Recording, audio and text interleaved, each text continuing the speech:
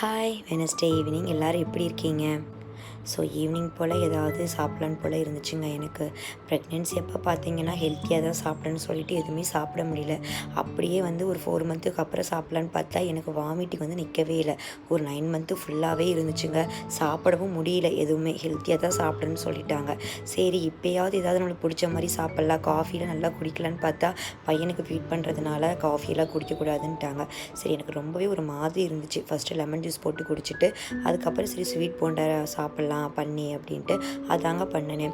மைதா மாவில் தான் பண்ணேன். கோதுமை மாவில் பண்ணால் ரொம்பவே ஹெல்த்திங்க. நான் மைதா மாவு இருந்துச்சு அதிலே பண்ணிவிட்டேன். 1 கப்பு மைதாக்கு 1/2 கப்பு சுகரை மிக்சியில் அரைச்சி பவுட்ரு பண்ணிட்டாச்சுங்க. அதை மிக்ஸ் பண்ணிவிட்டு ஏலக்காவும் போட்டுக்க நல்லாயிருக்கும்.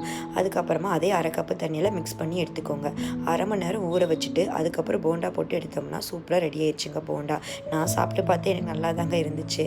ஸோ பிடிச்சிருந்தா லைக் பண்ணுங்கள், மறக்காமல் சப்ஸ்கிரைப் பண்ணுங்கள்.